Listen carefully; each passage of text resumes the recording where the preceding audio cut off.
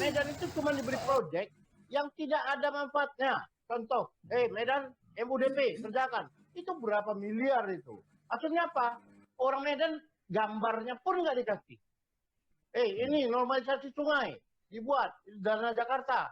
Itu BWS itu maunya cuman mana yang enak bisa dibangun proyek itu diambilnya. Yang menangani nggak buktinya.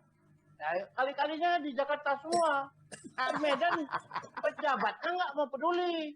Dari mulai gubernur, wali kota juga nggak ada usaha. Kali-kali di Jakarta bagi-bagi Medan. Enggak, Medan pun nggak dapat apa-apa juga. Oh, nggak dapat. Dapat daki-dakinya aja. Dapat akibatnya, dapat banjirnya. Bayangkan MUDP begitu miliaran itu cuman peta, gambar petanya pun nggak punya. Itu kan udah keterlaluan. Ya. Itu tadi kalau sekiranya tadi kau bilang tuh dari pusat ada ya. Dana bagi hasil namanya ya. Jadi provinsi mendapat, provinsi juga memberikan kepada daerah, ke kabupaten maupun ke kota Medannya. Itu yang terjadi kemarin tuh, apa sebab Medan kekurangan anggaran?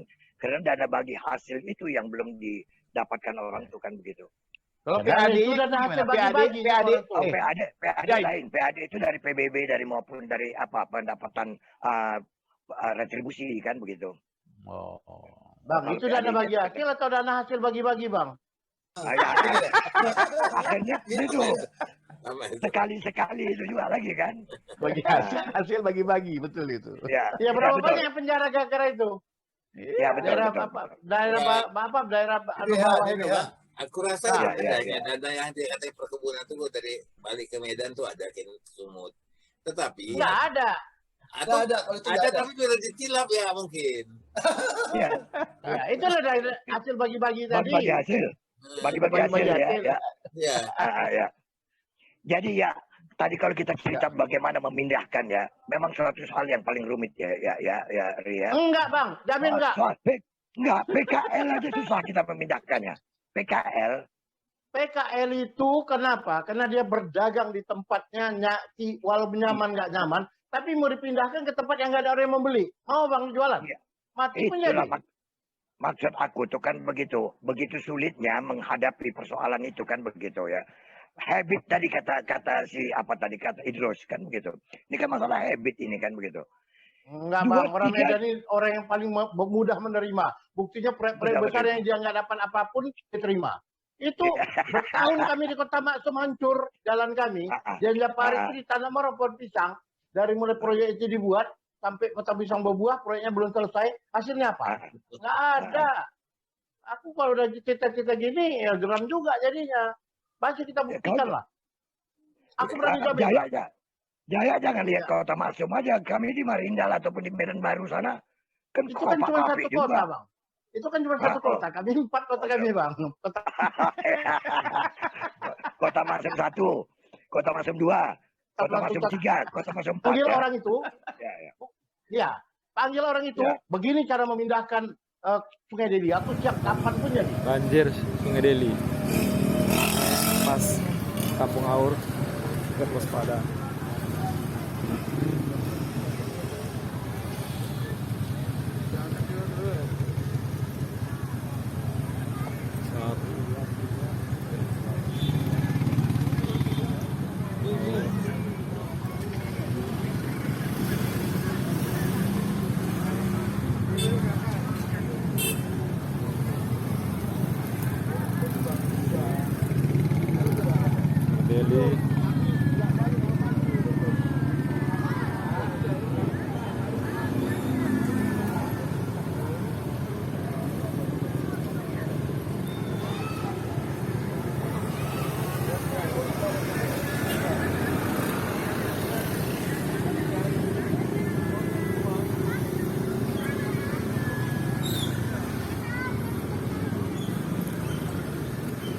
Aku udah sampaikan ke kepala dinas. Cuman waktu itu kepala dinasnya kena COVID. Habis COVID, kepala dinasnya pensiun. Masalahnya itu. Aku udah kutanya, bagaimana caranya? Dari bawah mau cerita. Kebetulan aku sering jumpa dengan mereka. Oh begini maunya Bang, begini maunya Bang. Oke. Aku sampaikan, oh iya cocok kata kepala dinas. Tapi itu COVID pensiun. Nah itu. Salah, masa kita bergantung pada orang. Sama sistem ini aku melihat begini. Mungkin ini bukan hanya penyakit Medan saja, penyakit Indonesia juga. Kita kalau bekerja secara pribadi, tunggal, itu sukses bisa. Tapi begitu bekerja tim, kacau. Makanya sepak bola kita itu nggak pernah menang karena kerja timnya tidak ada.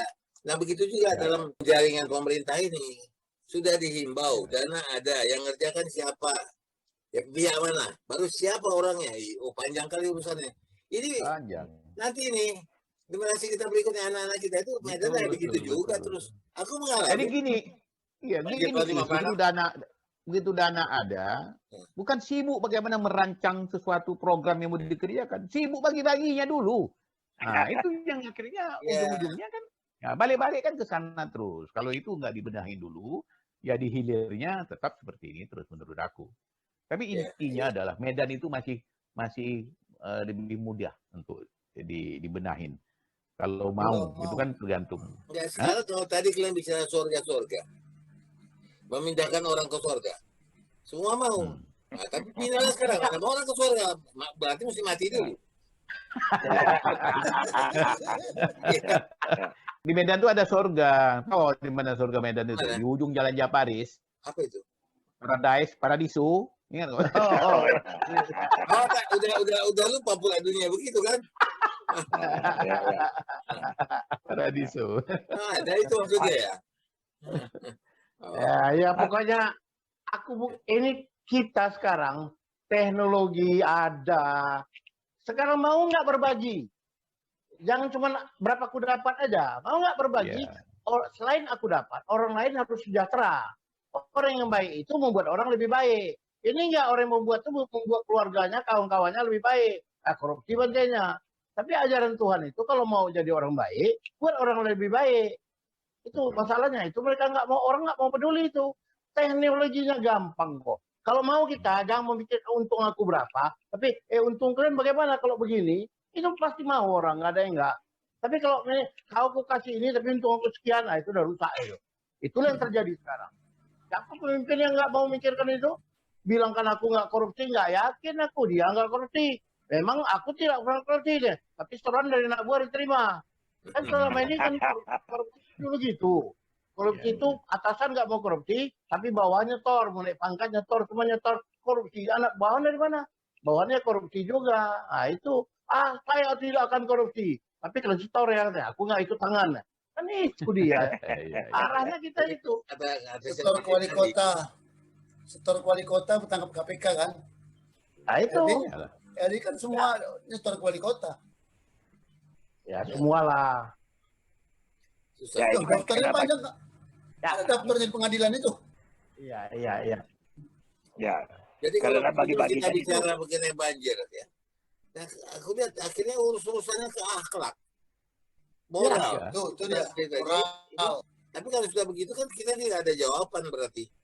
Tentu harus ada ya. Masa kita nggak bisa mencari orang yang baik? Aku di sekitarku ini orang-orang baik semua. Ya. Kawan-kawanku itu baik semua. Tapi kalau sudah berurusan sama duit, dengan duit, berubah ya. Bisa berubah. Ini repot. Duit ini bisa mengubah orang. Jadi akhirnya kita bicara tentang apa? Tentang sifat manusia. Banjirnya nanti dulu. Banjirnya paling nggak bisa menunggu. Begitu kita lihat sekitar Medan itu terjadi begitu. Walaupun tidak tinggal di sana, walaupun tidak tinggal di sana, kami ini masih terus. Tapi hati itu kan juga melihatnya begitu. Iya betul. Kemarin Kotois, kemarin itu begitu terima berita ini, itu total, itu perhatian itu ke Medan. Ya, betul. Ya kan, itu HP ku masuk memang walaupun videonya sama itu terus masuk, tapi penuh. Apa enggak kita juga kan membombardir begitu kan? Si Is juga ada ngirim, waduh gila ini. Memang kita, sekarang memang perlulah orang-orang kayak kita teman-teman lah, misalnya di sini adalah Jaya, Bang Halis, Atmadi. Ini orang-orang yang punya pengaruh juga sebenarnya, ya kan? Ada Intip, ada Trijaya, Jaya kemana-mana sekarang jadi guest speaker. Dia pengamat tetangga, pengamat lingkungan tetangga dia. Dan itu juga kita kan juga bukan baik kita dengan media-media banyak. Kita kan bisa minta kawan-kawan kita yang media Medan itu. Jadi pressure lah, pressure group. Terus ingatkan. Pressure itu kalau kita orang tuh bisa teriak kalau mulutnya tak berisi. Nah, itu aja masalahnya. Orang bisa teriak kalau mulutnya tak berisi. Coba lagi minum air, coba suruh dia teriak. Bisa nggak? Nggak bisa. Masalahnya kan cuma itu. Pejabat-pejabat ada kawan aku. Aduh, aku begini, pimpinan aku begini, segala macam begini. Kau nggak suka, berhenti kau, kenapa? Oh, janganlah berhenti. Ah, itu artinya apa? Ikut lima bagian. Ya, jadi susah. Ikut lima bagian. Susah. Ya, jadi orang-orang yang berilmu kayak Jaya nih tak terpakai, ya kan? Tapi kalau Belum jadi orang orang yang pintar, bisa, Bang. Kalau jadi orang pintar banyak yang nanya. Jadi orang pintar banyak yang nanya. Berilmu nggak banyak yang nanya. Si Jaya ini kan Babang lihat aja, kepalanya kan botaknya depan sama belakang. ya, Artinya apa? Ya kalau depan kan orang berpikir, belakang kan pintar. Jadi dia pikir dia pintar. ya, enggak gitu terus. Kalau Jaya nih, mungkin dia pintar ya di dalam teorinya kan begitu. Tapi kalau sudah cerita bagi-bagi, cerita kali-kali, dia tak pandai. Maka tak terpakai. Dia nggak pandai dia. Ya, itulah sekarang yang ada di sana. Yang ada sekarang butuh itu kan orang- di sini tuh kan begitu, Bung. Ya, Mana ada tidak ada yang di Pemko tuh atau di dinas itu yang tak ada orang pandai-pandainya. Tapi sebagian besar mereka itu kebetulan atau bodoh orang tuh, tapi pandai kali-kalinya, pandai bagi-baginya. Jadi permainan itu kan begitu. Jadi Aku itu kenal Jaya, aku tuh kenal Jaya dari mulai dia kuliah. Mulai kuliah. Aku tahu kali Jaya. Kami sama-sama pergi ke gunung habis makan cuma bakar cabai aja sama dia. Kami ke gunung, kami melihat lingkungan sama dia. Mendirikan Kompas USU kami sama dia. Jadi Jaya, ya kenapa dia begini? Karena tidak ada yang mengajak dia, bukan karena dia nggak pintar, karena dia bisa menghalangi pekerjaan-pekerjaan yang tidak benar. Jadi betul. Jadi gini, ada satu ini saya cerita. Waktu aku dulu KKN, masih ingat kau Jaya? Dulu kita ada di KKN itu ya. Aku ke desa agak jauh itu dalam kantor perapat. Bicaralah di warung kopi itu, orang kampung itu. Dia bilang gini, Bapak tahu nggak? Kalau pagi hari itu ayam berkokok banyak sekali membantu orang-orang untuk bangun sholat subuh katanya. Tapi lama-lama ayam itu hilang katanya. Kenapa? Maling tak suka. Kan persoalan gitu juga. Jadi maling tak suka sama ayam berkokok, dilibas ya semua ayam-ayam itu. Jadi orang-orang yang kayak gitu, yang punya vokal, suara yang tujuannya untuk membendung curangan dan lain sebagainya, nggak suka orang. Itu Jadi kalau Jaya harus rubah strategi. Jangan dia menjadi mengganggu orang. Tapi kalau udah masuk, itu lain lah urusannya. Tapi kalau dia apa? Ya ini ada beliau di sini susah kita nanti gerak. Tapi dia udah berubah kok. Nggak bisa kita main kalau ada Jaya katanya. Ya, udah berubah dia. Sekarang dia ngisi seminar-seminar lokal karya saja kan gitu. Ya, kalau soal kita mau jadi apa, itu gampang. Si Jaya ini jadi apapun udah pernah. Kita udah pernah jadi manajer diskotik dulu ya. Apa yang kita nggak pernah lakukan? Tapi heboh dunia. Jaya sama Idris jadi apa? Jadi manajer diskotik. Jadi kita ini orang yang masuk kemana-mana, Bang Halis. Jadi tapi kenapa bisa masuk kemana-mana? Karena kita itu tidak ada embel-embel kiri kanan. Lurus-lurus saja kayak mulut tadi. Mulut kita kosong bisa ngomong. Tapi kalau mulut berisi susah kita bicara kan gitu. Dengan Jaya itu nggak usah ngomong lagi ya, nggak usah berkokok, nulis buku aja ya. Iya. Nulis buku. Jadi sekarang begini. Perkotaan. Berarti kita sudah paparkan banjir. Kemarin tuh aku telepon lah, Madi aku telepon Jaya.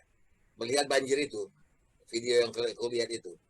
Nah, tentu harus dibicarakan cepat. Dan harus ditampilkan cepat. Apa anggapan kita? Grup kita 5 orang inilah. Nah, tetapi ketika kita sudah bicara, kita nggak ada jalan keluar, aku lihat. Iya. Kita hanya membincangkan. Nah, tapi gini, aku ingin kita nanti di akhir pembicaraan ini, apa langkah-langkah yang bisa diambil?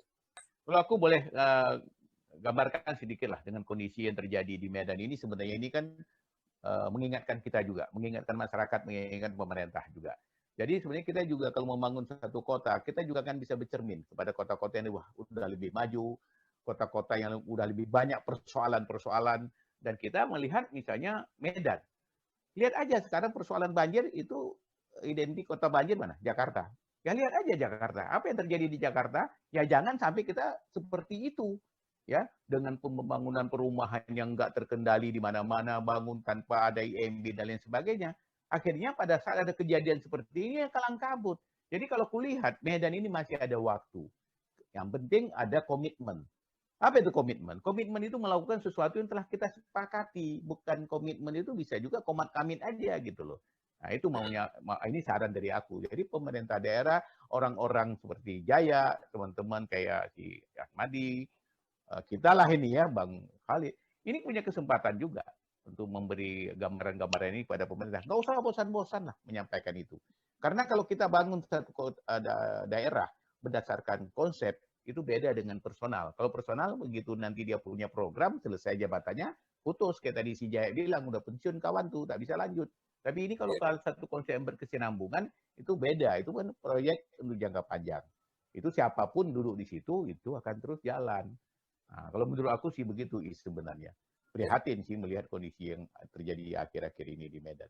Kalau Ahmadi dari segi media, apa kau lihat yang paling urgent diselesaikan? Cara penyelesaiannya? Yang paling ketara itu sampai sekarang adalah pejabat ini, terutama pejabat di kota Medan ini tidak pernah pun mau bekerja sama dengan media. Apalagi kalau media itu melakukan social control. Paling nggak suka. Dia suka media-media bisa diurut-urut, mulutnya dipenuhi. Ya, contoh aku sendiri aja lah. Aku ini kemana-mana udah berpuluh tahun, aku hampir 50 tahun aku di media massa ini, tak pernah dapat penghargaan apapun. Jadi orang bertanya, itu Syed Mahdi kenapa nggak dikasih penghargaan? Kemarin ada juga penghargaan, kenapa nggak dikasih? Kritiknya banyak kali. Nah, itu dia. Jadi orang-orang yang dapat itu yang menulis berita pun tak bisa, tapi dia mendapat penghargaan. Penghargaan dari ini, penghargaan dari ini. Dihargai gubernur, dihargai gini, dan sebagainya. Nah, inilah yang membuat apa? Membuat Medan ini akan kacau terus. Raja yang bijaksana itu tetap harus tidak takut dengan kritikan. Dan kalau tidak sakit mata, jangan pandang matahari. Jadi kalau mau jadi wali kota atau pemimpin di Medan itu harus mau dikritik dan mau mandang matahari. Tak takut. Artinya yang paling penting, pejabat Medan, pemimpin Medan itu mau bersama dengan media dan fair. Tidak takut akan kritikan.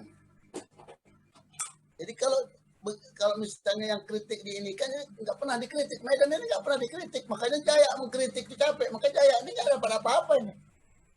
Sama kami sama Jaya, tak pernah dapat apa-apa kami ini, tak dapat penghargaan. Bukan kita minta dihargai, nggak dapat penghargaan, kita tetap pengetahuan. Sekarang kok Jaya nggak dapat penghargaan, tetap pengamat sekarang ya. Begitulah, ada pernah menghargai wartawan. Itu bagus ya, kalau kita tidak usah lah minta penghargaan, tapi kita ada moral obligation.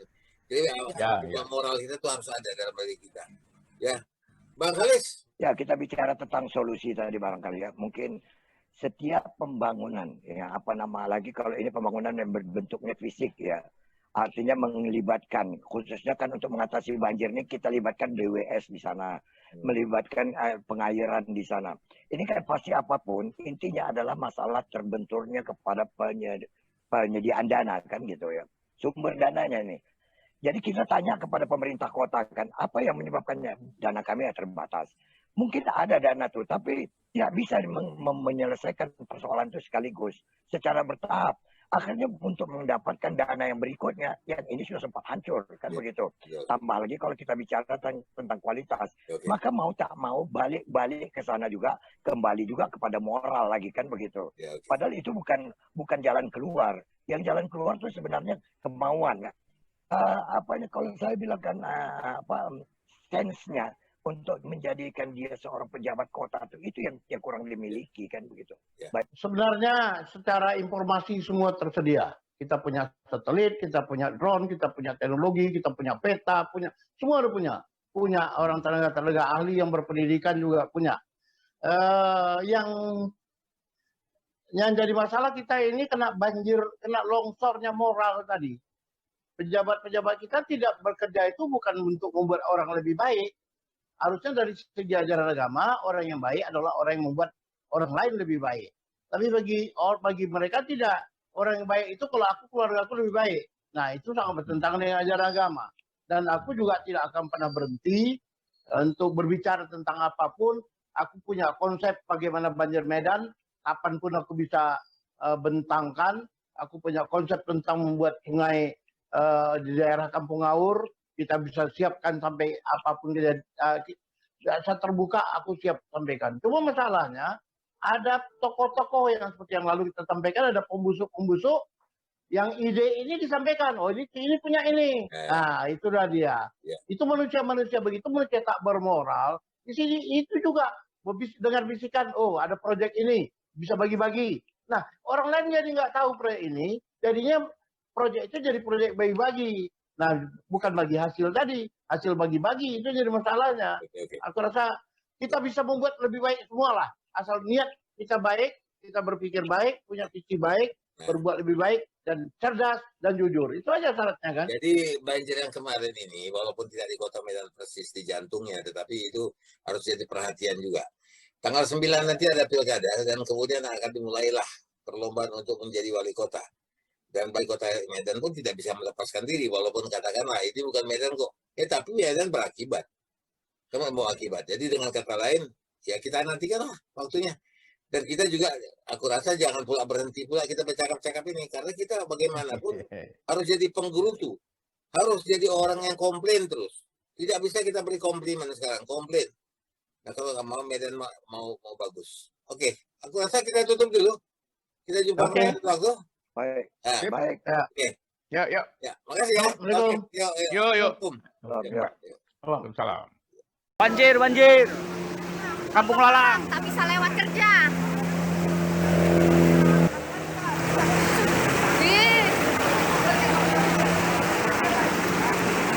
Apa aja, Bang? Banjir.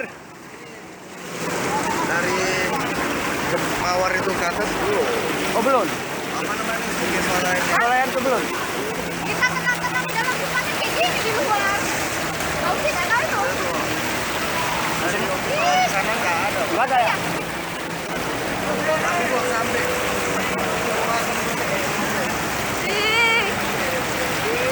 Kampung Lalang. Lampu merah.